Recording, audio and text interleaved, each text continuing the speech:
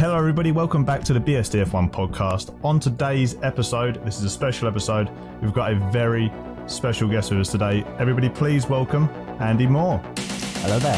Hello. Hello. Welcome to the show, Andy. Welcome to the show. You're looking forward to it today. Thank you for having me on. What we like to hear. So, what we do on our podcast, whenever we get guests, you are a second guest on, which is we're very happy about that. We're going to ask you 3 little questions here, and I think most people know the answer to 2 of these questions, definitely, but one of them might be quite interesting for yourself. So the first question is, who is your favourite driver and why? My favourite is Max Verstappen, and the reason why I like him is because I find him really entertaining, and the first place I went to that isn't in the UK is the Netherlands, and I do love the views and all the things in Holland. And I think that's what inspired me to like Max Verstappen. So that makes sense. So it's more because you went there. Were you quite young when you went and you kind of got accustomed to the culture out there, or was it more of a you went because of Max? Very young, and the other reason why I like Max Verstappen is I like his driving style of how he overtakes, and he is a really good driver and such an inspiration to young people like me. Nice. So would you say, with him being an inspiration, would you aspire to be kind of like that? Are you doing any racing of your own? That's an interesting question, I think. Yeah, I've done some sim racing. I'm doing the Camira racing and the Alpine esports. Oh, wow. Nice. How you doing in them, if you don't mind me asking? Not bad. I was close to the points a few times. The place I normally finish is 11th, and the last race, which was the Alpine esports, I was 11th out of the 18. And it was really tricky, and it was a lot of fun. Oh, that's the main thing, isn't it? As long as you're having fun whilst you're doing it, you don't want to be hating every single minute of it, and that's a good thing. Do you use Verstappen as kind of like a model for your driving style in those races, would you say? Yeah, I do look up to his driving, but not like the aggressive way, more the gentle racing I've seen of how he overtakes and how he performs. Yeah, I'd probably say, I'll throw it out to the boys as well. I think with his driving style, it's just raw pace. He's just got this level of speed that he can bring all the time, isn't he? I think you're spot on there. It's that non-aggressive side we've seen from Max as he's grown with his through his career. I mean, we remember the early days of his career into the modern day, the 22 and the 23 Verstappen it's amazing to watch where he gets this pace from. But boys, what would you say? His aggressive side is generally what's got him so good. For example, look at 2021. He was extremely aggressive at points, but still class. I'm struggling to think of... I know this is what Andy's just said, but I'm struggling to remember a soft, calm overtake from Max Verstappen. A soft calm. I mean, I soft, remember nice one. 2016 when he was overtaking Nico Rosberg. That was the one. That was when he was on the Inters, and also the same year at Brazil where he overtook around the outside, not from the inside, which was I think it was called the Senna S. Yeah, it's turn I think 3, isn't it, at Brazil? I'm about to get absolutely roasted in TikTok comments for being a Lewis Shagger yet again. Absolute sense. Yep. Were you talking about? Sorry, were you talking about Silverstone, the first one in the wets? First Silverstone. Oh, you mean the first one to Silverstone? In 2016. I know you're talking about. He was on the Inters, went round. Something else. No, talking about your the first movie you spoke about. He was racing Nico Rosberg, and he took him in Maggots and Beckett on the Inters. Stupid move. No one would overtake there, but he made it look so easy. Yeah, and it's that different level you were mentioning earlier on, where he's just got this aggressive but controlled, and when he's in control, very, very difficult to beat. So, but I think all the listeners very well much knew, if they know yourself, that Verstappen was definitely going to be your number one driver. So the second question, which I think is a very easy follow-up, but I'm interested to see what got you into this bit, is your favourite team. So who's your favourite team, Andy? Red Bull.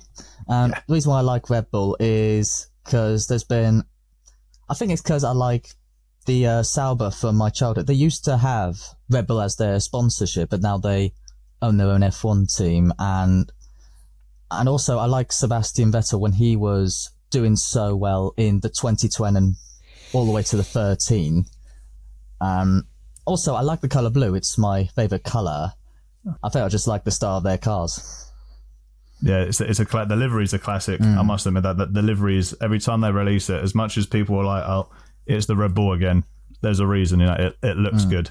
And yeah, no, 100%. I mean, the favourite team part with it being with Sebastian Vettel, them seasons were incredible to watch. Really, really good fun to watch. I didn't watch F1 religiously back then, but I remember quite a lot from that era. You watched them, didn't you? Yeah, that was an amazing. I've been watching time F1 to be a Red Bull fan. since when I was very little, like all the way from 2000.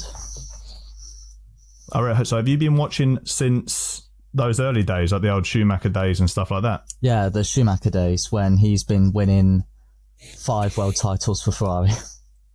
Yeah, that is, and all on the bounce as well, which is impressive.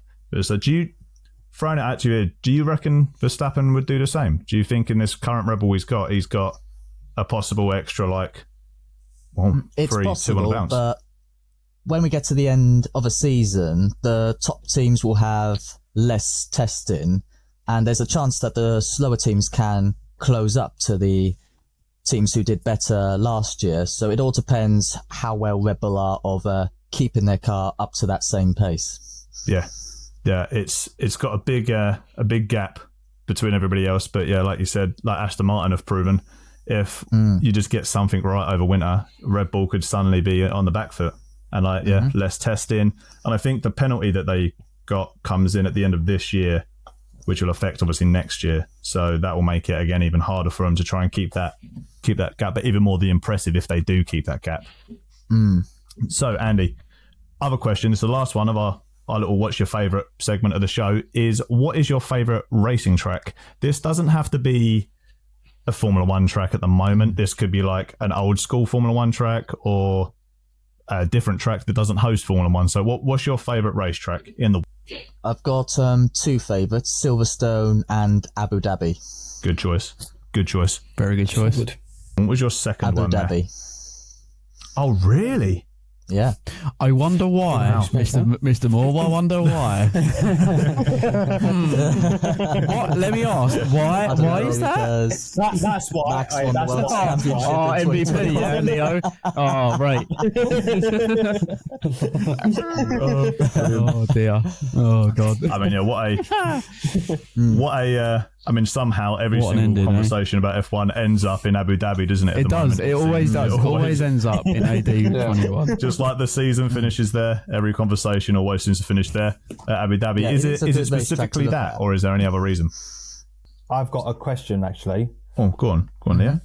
Do you prefer the new layout or the old layout? I think I prefer the new layout because the cars seem more quicker and it's more easier to drive on. Yeah, 100%. Makes sense. Yeah, there's a lot The more old layout was overtaking's better, isn't it? Yeah, there's a lot more opportunity and it brings more excitement to the last race of the season. Yeah, and that's So we're important. going to have a proper good finale. Yeah, exactly. And that's all about it. You want to finish off in that spectacle, right? And Abu Dhabi is amazing for that. Under the lights, the fireworks going off, and hopefully, fight to the end of the season. Unfortunately, we didn't get that last year, but hopefully we'll have Max and Perez battling all the way to the end this year. That'd be lovely. So Yeah, it's like the new chapter of Rosberg and Hamilton, but with Red Bull. yes, Yeah, it could go that way. Yeah. Love that. Hopefully in 2016 when we see somebody else switch it out, and it would make it line up. Hamilton had 2, then Rosberg banged in 1. Verstappen gets 2, Perez bangs in 1. You never know. It could be Formula One does seem to repeat itself on a regular basis, so you never know. It could be very similar to that. So we're going to get into a bit of a meatier part of the podcast now, Andy. So we're going to talk about some more questions to yourself. So we're going to throw these over to you and just give us some nice detailed analysis on them. So I'm going to open up my first question. It's what actually got you into Formula One? You've mentioned about you watched it from a young age. What was that driving force that got you in and then kept you in, obviously? I think it's because when I was so little, I liked the sounds they make with that high pitch and when they change into gears. And also, I am amazed of how fast they go in the corners. And it was so exciting to watch. Yeah, it's incredible. you know That what? sound, the sound captivated. Do you remember this, Andy? You probably remember this last year. Josh, you'll remember the corner because you're a geek. Remember we were standing there on the Friday afternoon, I think it was, and because we'd never been to Silverstone at this point, Andy, just for context, and we watched like Williams and Haas go through, and we were just looking at. Josh, remind me of the corner. Is it where was you going? We were standing at Straight. No, it wasn't Cops. We were standing at end of the Wellington Vale. Stowe. Sorry, Oh, Stowe, he didn't know, the gatekeeper knew. Right, so we're standing there, get in the mud. Right, we're standing there and we watch the cars come off at 160 mile an hour, and you just think, wow, that is, you don't see that kind of pace on TV, and it's just ridiculous. Yeah, and I can back you on the point about the engine sound. Like, I think that's what got me into sort of racing at a low level when I was a kid, listening to Schumacher's car going around on TV. My dad's got this 7.1 surround sound booting off. It sounds like you're actually in the car. So I can get that. What's your favourite engine though, Andy? If it's the engines that are a driving point, what's your favourite sounding ever engine? I think it has to be the V10, the one that Michael Schumacher had in his Ferrari. Well, okay, that's the V10, isn't it? Yeah. Well, my favourite is the BMW engine that the Williams had, which was Annie Sauber when I think it ran as them. But yeah, that BMW engine screaming up to like 19,000 or 21,000 RPM is absolutely insane.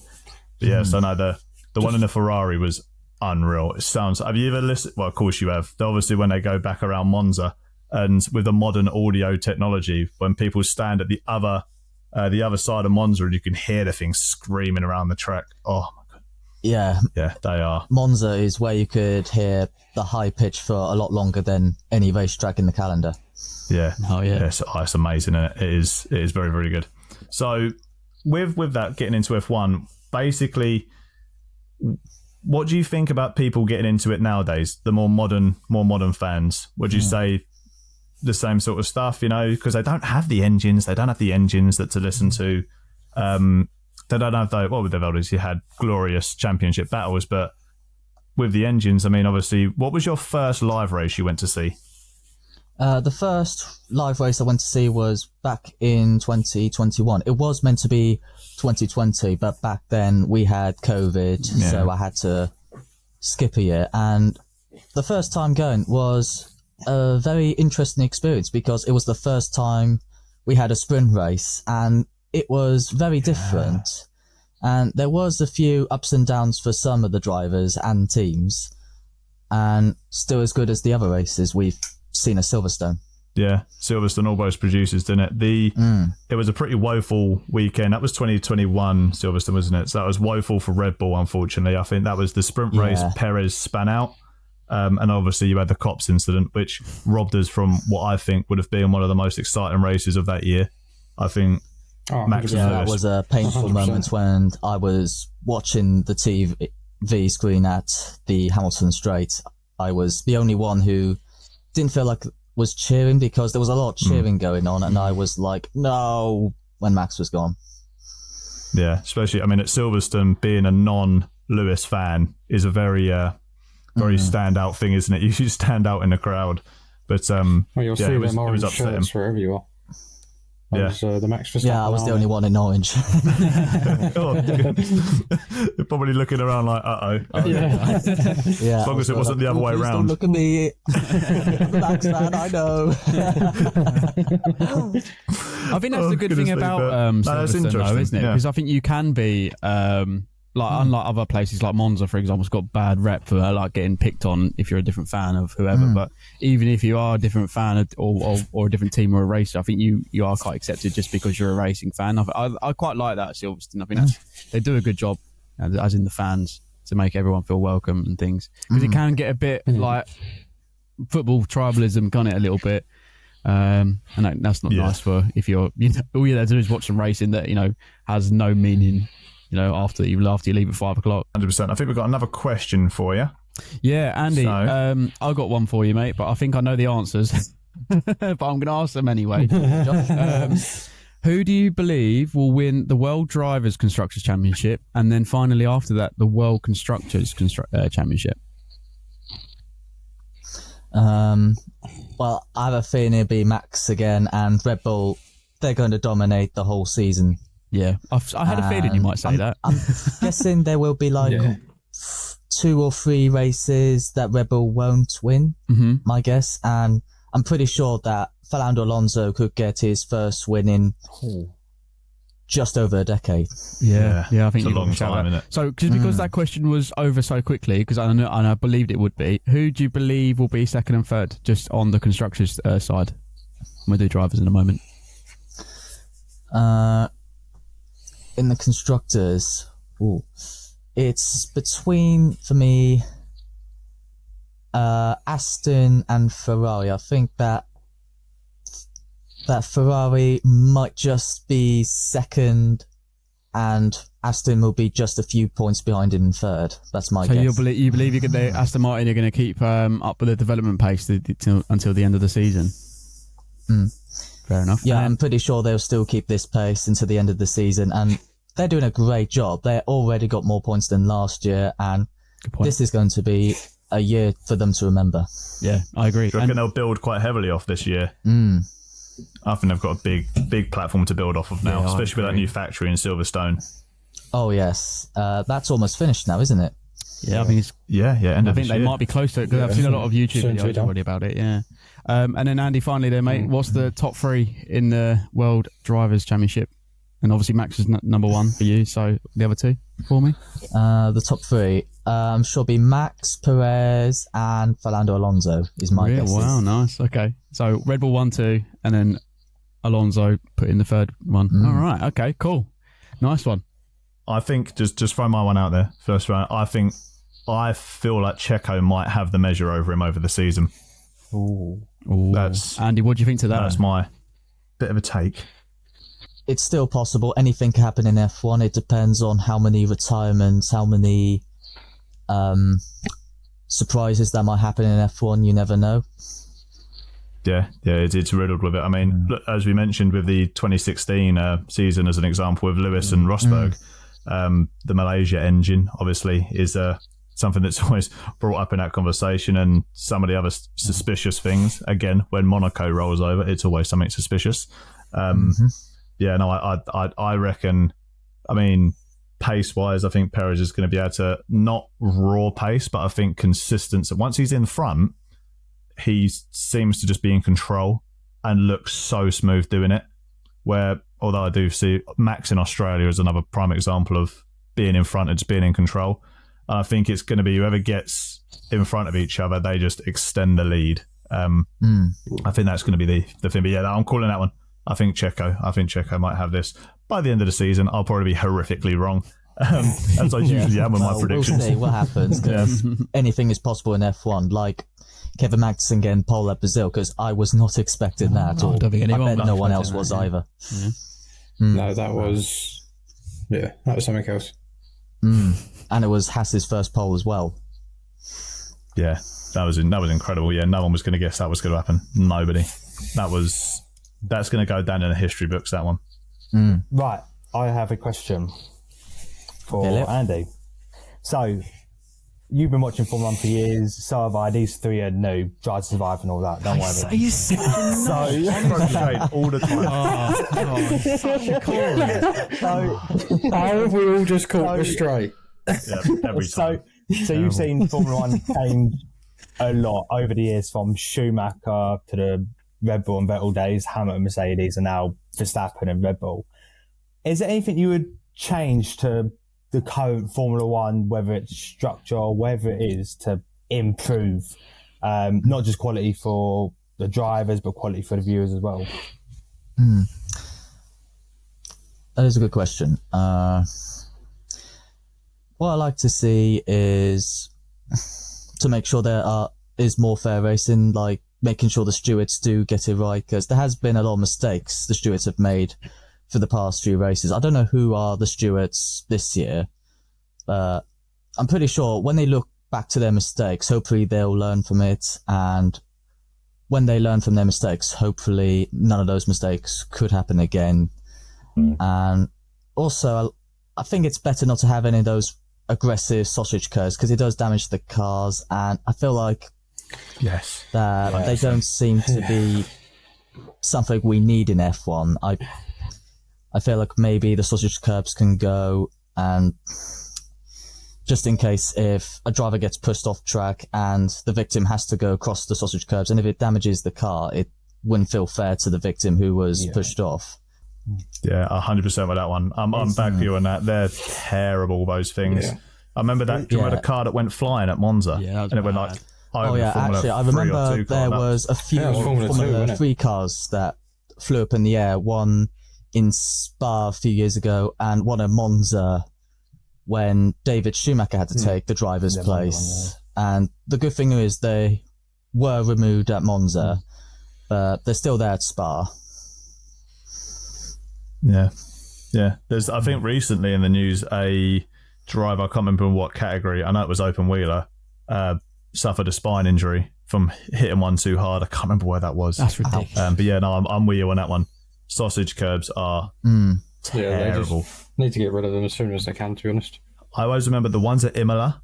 Like the first thing is the most ridiculous. Do you remember 2021 with Lewis and Max? Yeah. And was it Lewis or Max that went driving over him? I think it was Lewis because Max pushed him wide, if I remember. Oh, here we go again. I'm not going there.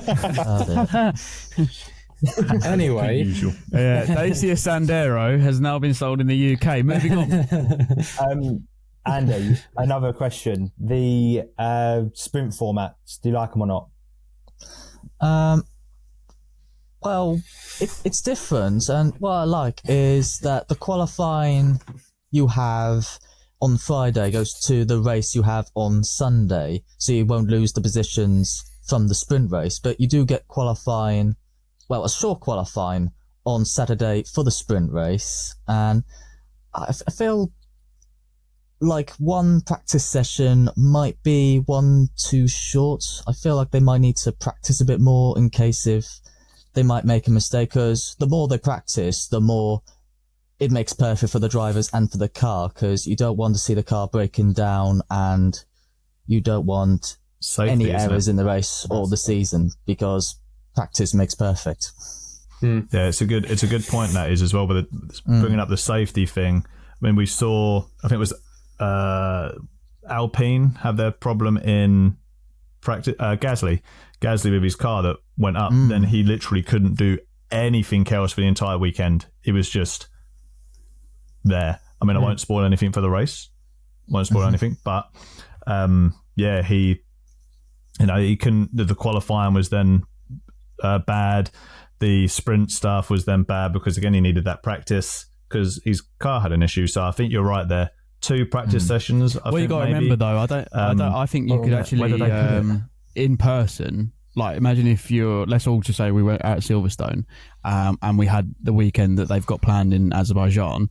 It would be absolutely immense, wouldn't it? Like, as fans being there, watching one practice session, which we watched last year in the rain. It was okay. It was all right. We didn't know what was going on.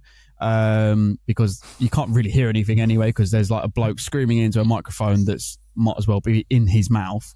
But if you're watching the Silverstone commentator, all that kind of stuff, doesn't really work.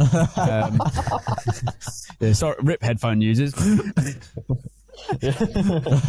Anyway, but like you can imagine if you've got qualifying and then that's going to be Sunday sorted, so you're like, fantastic. Right, onto SQ, whatever it is they've called it, and then you've got the sprint format as well on the Saturday.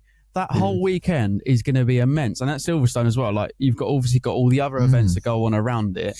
That would be some weekend, wouldn't it? Obviously, it's a shame it's not this year, but Silverstone is a racetrack that has more things that could happen, because a lot of things have been happening over the past few Grand Prix, because some of the corners are very tricky, some are fast, some that can be very aggressive, and there has been a lot of drama at Silverstone. I think that's why we love the Grand Prix, because without Silverstone, Formula 1 wouldn't be this exciting, it wouldn't be as popular. Yeah, true, 100%. I mean, the grid is also full of English drivers and English teams, and I think that's another big element. I mean, it's how many English drivers are there on a grid? If you kind of exclude Alex Albon for his Thai nationality, Norris, Russell, and Hamilton at the moment. And there's you can McLaren, Albon, Williams, as well. Aston Martin. Yeah. And I think those are the all only three based here, teams really, aren't they? And Red Bull is also and then you've got in the obviously UK, but that's an Australia. I thought they were. No, it's Milton Keynes, isn't it? Yeah, sorry, it's Milton Keynes. Yeah. I always feel like Milton Keynes, this is a bit of a side thing, is a foreign country or a place like an island. I don't know why. I mean, don't go. Been to Milton Keynes, drove through Milton Keynes. I'd rather not drive through Milton Keynes again. 7,000 roundabouts. It's like where they road tested roundabouts for one. Like, why have you got so many roundabouts? Yeah. Right, it's Milton Keynes. Maybe that's why the Red Bull is so good at cornering, because of all of the roundabouts that has to go What, through. they just chuck it around Milton? Yeah, that's the to get around, isn't it? Yeah, exactly. But I'm certain there's going to be like I a can't remember what I Ryan was style gonna say Fiesta with a massive exhaust with Red Bull livery, like ratting around the middle of Milton Keynes. I haven't got it anymore, mate. I told you this. I ain't got it anymore. That Fiesta is gone. Wait, really? Yeah. No, move on. way. Digress. Move on. Move on. Sorry, move on. Topic. Move on. Big thing. Fiesta. We do not want to go there. So, Andy, going back to how long you've watched F1 for, what would you say is your favourite season out of all the ones you have watched? Ooh. I think has to be 2010 when there was Sebastian Vettel, Lewis Hamilton, Jenson Button, Mark Webber, and Fernando Alonso, who've been competing all together for the title. That was really exciting to watch. And there was 24 different drivers. Oh, there was, wasn't there? It was when they expanded. Had a grid a bit more expanded. Yeah, that was definitely a grid to remember, wasn't it? Yeah, that was that whole season. I watched the replays of that season, and it's just how we'd love to get that sort of stuff back on a regular basis. You know, I keep saying this. Bring the V10s back. I mean, they were V8s, but still. V8s. No, but even still, I'd just bring them back. Yeah, Vettel, and it would all be better again. Yeah. I'll tell you what, lads. I have been to a Grand Prix with V8 engines. I was waiting for this. Go on, Leo. What circuit was it? And what year? It was Silverstone 2012. Love it. Way before. Love it. Right. Thank you for that. Move on. Wow. Anyway, Leo, as a thing, Andy, Leo absolutely loves to lord over the fact he was at V8 sounding cars at track live all the time. It is pathetic. It's exhausting. Fairly annoying. It's exhausting. Yeah, no, that's 2010. Well, that 2012 was very similar, wasn't it? Was 2012 the one where it was 7 different winners in the first 7 races? Yeah, there was Sebastian Vettel, Mark Webber, Fernando Alonso, Lewis Hamilton, Jenson Button, and the new ones, Pastor Maldonado, which was a win that lots of people can't forget. And it's amazing that one. And Nico Rosberg's first ever Grand Prix, and Michael Schumacher when he was on the podium for the last time, which was at the Spanish Grand Prix. What a season that was. That was. I'll tell you what. That's incredible. I'll tell you what. I think Andy could take the gatekeeper award off Leo. You know, you don't get this kind of knowledge from Leo. Leo ends up stumbling himself, doesn't he? Yeah. He forgets to put his teeth in. Andy's got the gatekeeper. Yeah, there he is. The new gatekeeper. As an interesting side note to that little thing with gatekeepers and stuff, how do you feel with gatekeepers, Andy? People that will try and lord over. Leo does it as a joke more than anything else. He doesn't really mean oh, I know more than you about the sport. But what do you feel about people, especially Twitter is full of them, that just don't seem to budge on things? How do you feel with that, not toxicity, but gatekeepers online? What's your opinion on them? Well, I just ignore what they say. I don't ignore all of them. There are a few that are nice, but I just read them to see if I agree with it or not. Yeah, and most of the time it's always a pretty stern take. I always when you'll have people that say, I know this season was the best ever and the modern things are rubbish and useless. And they go, what about 2021? You know, it was an amazing season. They're like, no, tell you the best season was 2001. And it's like, okay, why? Because you didn't know what it was and all this sort of stuff. And the gatekeeper scenario always comes up, I find, especially online. And yeah, if everyone loves the sport, we all love Formula One. And if we could have more of that. There's always a reason why that season is their favourite, because if you don't explain it, then no one would believe you. Yeah, exactly. Yeah, exactly that. So now I'm going to drop a question into you. Now, this is a little bit more about yourself, Andy, on these ones. So I want to know, what made you want to become an F1 content creator? I think it's to show my love for Formula One and to show what a big fan I am. And also I like to show some of my ideas and my entertainment. And I do a lot of dancing because I just feel like it's to burn some energy off. And that's it, yeah. That's what it's about. Have fun. Oh yeah, and also to show how clever I am of making these videos. I was literally about to ask you, Andy, how long does it take you to put all this content together? Because we try and do some TikTok stuff and it takes us forever. And there's only one of you. Well, when an idea comes into mind, when I think of it, it takes me like 5 to 15 minutes to make it. It depends of how much editing I need to do. Also need to have a look through to see what to improve and just to make sure the video is all right to send off.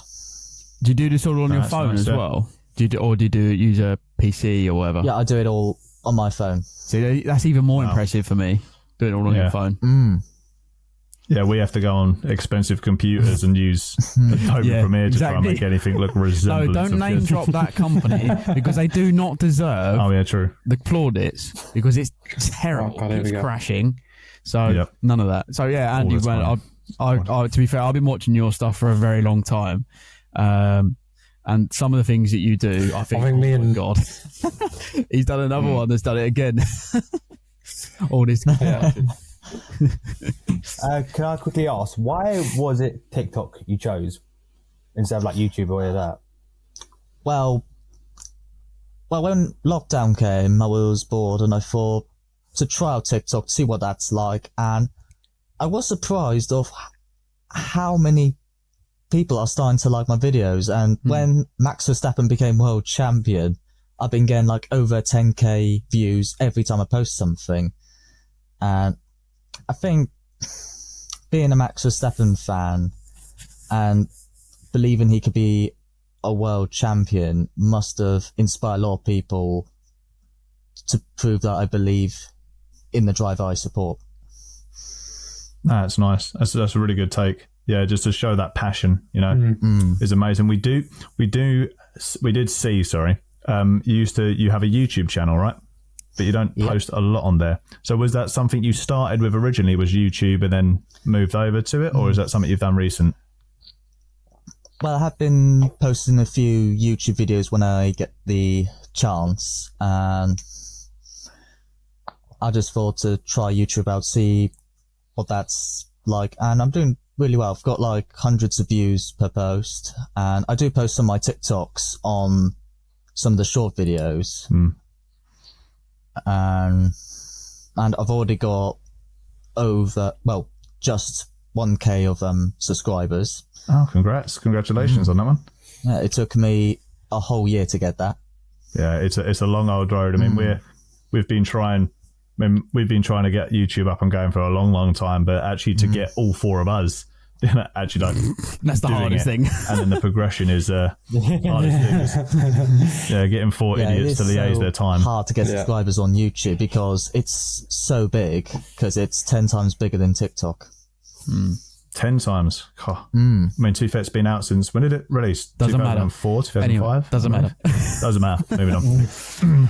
I'll always go straight on. Andy, I think that you hit TikTok at the right time when obviously everyone was in lockdown and stuff, and I think TikTok was relatively new around that time, and I think you were probably one of the only guys that did like Formula One stuff at that time and done something differently as well. Like you say, do something that's creative and that you obviously you can see you love what you're trying to do, which is obviously great because it comes across in your videos as well, which is obviously nice to see. I think you just timed it at the correct space for everything. But I have got a question though, Mr. Moore, and like I said, I have been a fan for a very long time, and I think Josh knows where I'm going with this. I found you on Instagram. I do know where you're going with this. Yeah. And I know you wasn't always a Max Verstappen fan, because I've seen a Lewis hat in that collection of yours. Yeah. Before Max Verstappen was in F1, I was supporting Lewis Hamilton because he was my favourite F1 driver at the time. And back in 2014, there was no Max Verstappen. I mean, he was in F1, but as a test driver. So would it be what made you decide to go to Verstappen when he came in? Was it like you said earlier? Was it that stupid driving style to come away from Lewis, or was it like Lewis has won loads of championships? I want a new person to support. Was it more along those lines? I think that maybe I was feeling more of a Max Verstappen fan because sometimes it is boring seeing someone win the world championship like over and over again, and sometimes people like to move on and support another F1 driver because I don't know how long Hamilton will stay in F1, because if Hamilton is no longer in F1, who would I support? And I was thinking Max Verstappen would be my next choice. Do you think, coming on to that, Verstappen said recently a lot about the love for the sport not being there? Is it, I can't remember what his quote was exactly this weekend. It was like, it's great being at the front and it's great winning these races, but how much do I actually like this sport by doing this? And he's mentioned before he wants to go and try other categories. Do you think he'll try and get the ever elusive 8th world championship and then go, or do you think he'll stop at like 4 or 5 and then call it a day? What do you reckon with that one? Well, it's his choice and it's his career, and sometimes when someone feels like they've done enough, they decide to retire. And like Nico Rosberg, because he won the world championship and he thinks that's enough, I'll leave the season. And yeah, some drivers like to leave the sport on a high, and nobody likes to leave the sport in a very bad position because no one wants to see a driver very low at the end of their career. Yeah, especially when they used to be up the top and they leave. Yeah, very unfortunate. I can't remember. There's a few drivers in history that have done that have been up there winning races, fighting for championships. Then they move to a team where it's not so great. It used to happen a lot in the 90s and early 2000s. I can't remember who it is off the top of my head. But yeah, finishing off in a bad team, it's not a vibe really, is it? It's a little bit like Michael Schumacher, isn't it? And I think he got slated for that for joining Mercedes, but I think there's a lot deeper than that. But yeah, you can see it happening. And I think, to be fair, with Fernando Alonso joining Aston Martin, obviously no one knew, or with hindsight, how well they're going to do this year. You kind of had an inkling going, that could have been ended up a bit like a Sebastian Vettel vibe. Yeah, sometimes changing teams can be a gamble, because you never know how good the team would be. Like, if you were thinking, maybe I should move to a smaller team, would that be better than the team I was last year? And sometimes it can, sometimes it's not, because nobody knows what will happen at the start of the season, because quite a few times teams have changed their performance and have developed over the years. And it all depends how well they're managed by the principal or CEO. And it depends on many things. Yeah, no, that's a good take. I think with Max and Red Bull, do you reckon Max, he bleeds Red Bull? Do you think he'll always stay there? His contract's till 2028, I believe, or something ridiculous. Do you think he'll always be there? Well, it depends on how long he likes to stay in Red Bull, and it depends if he thinks that the team will still be great as it is when they're going to be Ford in 2026, where they're changing the Honda to the Ford power unit. And we don't know how the Ford power unit will perform compared to the Honda, because it depends how well they look after it. Like McLaren, when they had issues in 2015 to 17, and then they start to get better with Renault. It depends how well the team works with the engine and team itself. Yeah, I've got a quick question, an interesting one actually. It's only a quick one. If Verstappen was to leave Red Bull, what team would you like to see him in? Oh, that's I think the team that he'll suit the most would be Mercedes. Because wow, I think Mercedes would be more of the second choice for Verstappen. I think they'd take him, definitely. He definitely wouldn't go Ferrari. No. Because I think Mercedes They'd definitely take him, but do you think some of the top Verstappen would go there, though? Top drivers in their teams. It depends if they're always going to be up there. Feels like it or not. I've always had a hint. Interesting. The driver feels comfortable in that team. Yeah, I agree. I've always had an inkling with Max though that he would like join a smaller team as towards the end of his career and like just boss it there. To be fair, like I don't know, it would be amazing, wouldn't it, to like him to join Williams and make them like Williams again of old, and almost do like a Pastor Ronaldo in Barcelona. That would be immense. I've always felt like something like that of Max, but maybe not. I don't know. Yeah, there has been a few drivers who were in the top teams, like Kimi Raikkonen, when he moved from Ferrari to Alfa Romeo, and exactly, he seemed really cool about it, and of course he's always cool. Cool as ice. He's cool as ice. Yeah, better than cool. Yeah, it depends if a driver wants a challenge, because sometimes it can be boring if you win all the time, and you might think maybe I could just challenge myself and just save myself from being bored in the season. Yeah, it's nice, I think, to root for some of the other teams. I mean, I never really support a team, and I kind of like lean towards drivers and teams every now and again, and I like rooting for a team that I feel like a bit of passion behind on that certain thing. Like a team that I like rooting for at the moment is Williams, because I want them to do better, I want them to perform, I want them to be back up to where they used to be. But driver wise, it kind of like leans. I like Perez, I like Leclerc, I like George, I like Lewis, I like Max. So rooting for somebody for me is always quite tricky. Where I know Mr. Josh down there, the other Josh, is a Lewis or die fan. That's always a wrong. Well, I think you're George. I think you're George or die at the moment, Josh. Yeah, exactly. But I do love a bit of George Russell. Yeah, exactly. Because I dress Call like him me as well, out for just being a Lewis fan. I like Charles Leclerc. And I saw you.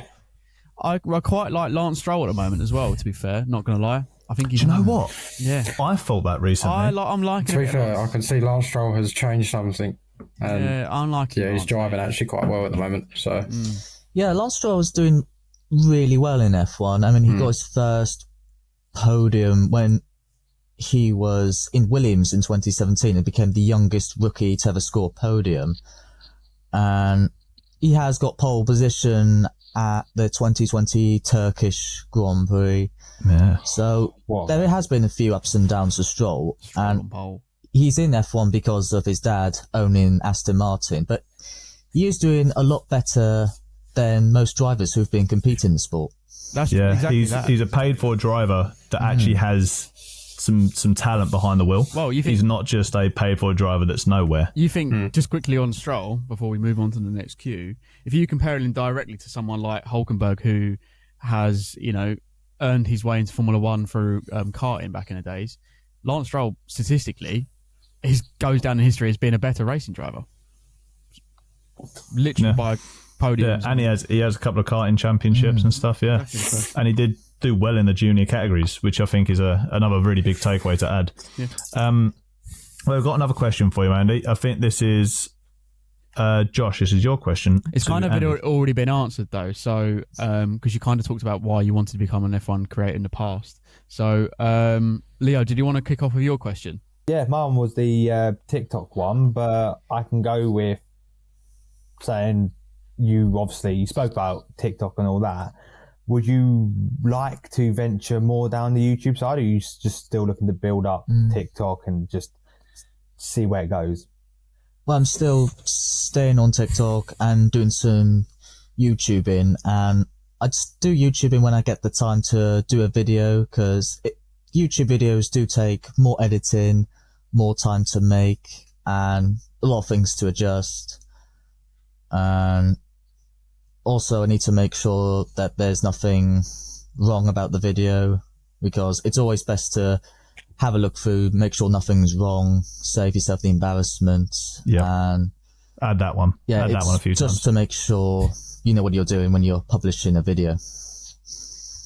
Yeah, no, it's a big thing. It's all encompassing, isn't it? The content creator sphere. I have to do a lot of that with these three. Yeah, he does like to do but Josh has a job on his computer where we all have to go and work. Oh, cry me a river. Chill your beans. Chill your beans. So that's interesting. Do you have any exclusives that you can give on the podcast now, that content you might be creating that is some new original content? Because you are, in my opinion, one of the kings of original content on F1 TikTok, if I'm being honest. So do you have any exclusives you can throw in? His bio says he's the king of F1. Well, yeah. I'm actually getting 2 new items very soon that I'll be wearing in my TikToks. Very good. Also hoping to buy something from Silverstone. Not sure what, but when I go through the shop, something will come to mind. And I'm hoping to get some more ideas and find some other content people might like me to do, and just see what happens. Yeah, do you know what? That's a great mentality to have. Just see what happens. Just see where life takes you, especially with the content sphere. Like we're saying, it's such a organic thing that you could go down any path. I think that's really, really good. So we've got a last question. I think we've got a last question, which is you, Ryan. So it kind of actually links in. We've kind of all had our own questions we had written out for you here, Andy, but we've just pretty much asked them all already. But yeah, we pretty much have, to be honest. I think Leo covered it a little bit, but it's basically just a bit of an extension onto the end of it of like, do you see yourself as just a TikToker in the future? And that sort of stuff, really. Just might be more that, because I'm doing stuff like the sim racing, the Chimera racing, and the Alpine esports, and I might be doing some other incredible things in the future, and it depends what happens, and I'll just wait and see what other things I could get involved in. So with your racing series you do the Alpine one, and what was the other one, the Carrera Cup one? Yeah, the one that Patty 89 is hosting. Yeah. So with those, what direction are they going? So is that going to be, they online? Do they do LAN events? Are they live streamed? Could be watching races live anywhere? streams on Twitch. Oh, could you drop the channel so if anyone watching this can come and have a look by the... Yeah, I do send some reminders when I'll be doing the races on my Instagram stories or TikTok, and I do videos of them to remind. And I'm also thinking of posting a video of what my car will look like in the Alpine esports, just so they know what my car looks like, so they won't wonder which is Andy's car and where is he. Nice. Well, hopefully towards the front, Andy. That's it. Hopefully towards the front, and not an 11th in 10th in the points. Do you reckon hoping to get points this time? Do you reckon your pace is there to be able to grab some points in your next race? Well, the pace is almost there. I'm just like a few seconds off. I was 10 seconds from getting points when there was 27 laps at the Monza Grand Prix. So I'm not too far behind, but when I practice a lot more, my performance will improve, and hopefully I'll get my first points when I get more of the hang of the strategy, the settings on the car, and see how the others perform as well. Yeah, it's one of the big things, isn't it, that it's the car setups in sim games can make the difference of seconds. Do you play any other sim games? What sort of simulators do you play? Or is it just one or two? I also play on Forza Horizon and Motorsport. Yep. Yeah, that's when me and Ryan first started our sim racing back in Forza Horizon. Was it 1? I think we started on 2. 2, yeah. So and yet Ryan had this. Probably on 2. terrible sim racing wheel thing that you got back in the day. It was the old Ferrari Thrustmaster. Yeah, but it was like the one that you'd pick up in the like game. And you walk into a game shop, and you pick it up and take that home. But it was what got us into a bit of sim racing, which is fun. But it's pretty. Do you feel quite intimidated when you go into them? Is it quite a solid field of competitive drivers, or is it mixed ability? The drivers are very competitive, and they're more sensible than the ones I've been going online with. Oh yeah, and also they're not too aggressive. They're more calmer and do seem to understand the sport more than most gamers I've seen on the internet. They're definitely not racing like JC here. Yeah, we got. You don't get drivers crash into you on purpose or any of that stuff like that. Yeah. See, that's what you want. More people need to be like that. More people need to be like that. There are the online lobbies for, especially like the F1 game. Oh, they're awful. Reminds me of the old MW2 lobbies. Yeah. That amount of chaos. Yeah. Probably got more kills in an F1 Open lobby than a Modern Warfare lobby. So Yeah, probably. more than likely get standing up the inside. Jesus. Yeah. So, boys, have you got anyone else got any more questions for Mr. Moore here? Anyone got any questions? I have no more questions for Mr. Moore. No, I haven't got one to finish off with. Yeah, go for it, Leo. If there's any dream Grand Prix except for Abu Dhabi or Silverstone that you would like to visit, which one would it be? Oh, that's a good question.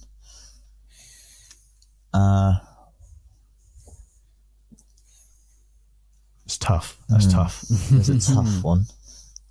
I can think of I'll also add to that, Andy. Money is no object, so it doesn't matter. Yeah. I can already think of one, but.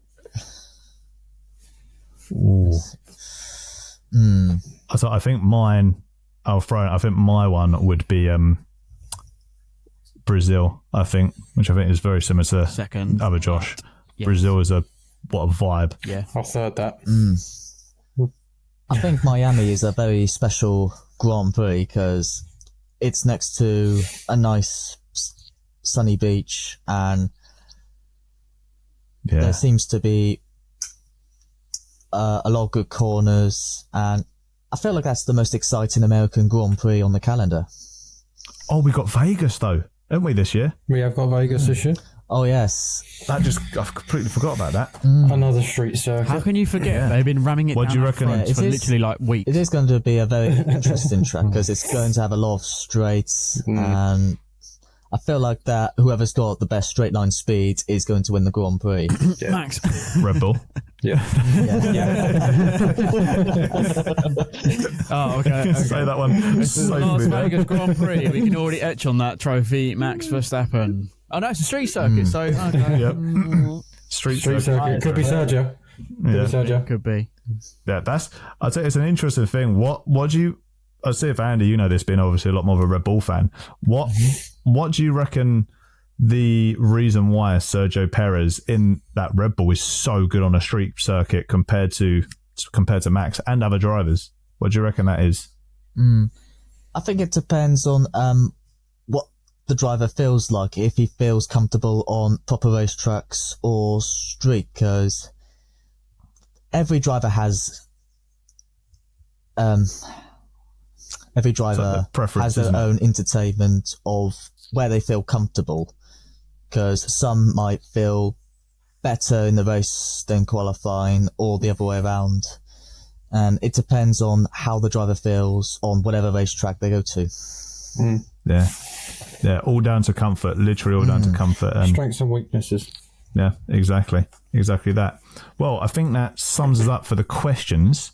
So I'll ask this to you, Andy. Andy, do you have any questions for us basically? Anything you might want to throw to us? I mean, we're new to the scene. Any little bits of advice you could give us for the content sphere, or any questions? Yeah, a bit of an out there question. Would be the best F1 driver that isn't from Red Bull, Ferrari, Mercedes, and Aston Martin? Oh, this year or Esteban Ocon? Oh, here we go. Oh, for God's sake! I stand by that Ocon. Oh my Honestly, you and that Ocon sphere, what are you doing? Oh dear. Well, that's one definitely. Stinker. Go on, Ryan. Go on, Ryan. Because Josh is still thinking about George Russell. Yeah, he got stumped. He's sitting there like that. Oh, who would I want? Doing this. Yeah. Oh, I got mine. Go on. Yeah, go on. Oscar Piastri. Oscar Piastri, 100%. When he first came in, because obviously he was heralded, he was, people wanted him into the sport. Yeah. And I do the TLDR, but I did a little bit of, not too much, but I did a little bit of research on his past, and the guy is just quick. He's in a field of the F3 and F2 champions and multiple karting championships that's in the same leagues as, I'm pretty sure if Verstappen did Formula 3 and Formula 2 a little bit more, so he was in Formula 3, but if he did Formula 2, he probably would have won that. GP2 at the time, I believe. And then the other people, Lewis, Leclerc, they all did that big win Formula 3, win Formula 2, or GP3, GP2. And he's in that same sphere. And I think he's already showing that he's on the pace of Lando Norris, which is a very big thing to say, considering Daniel Ricciardo couldn't even get there. Yeah. So yeah, Oscar Piastri is mine, Andy. That's mine. I had my eyes sort of set on Oscar, but then I couldn't fully make my mind up. There was trying to think if there was anyone else, but I couldn't think of anyone else that's shown as much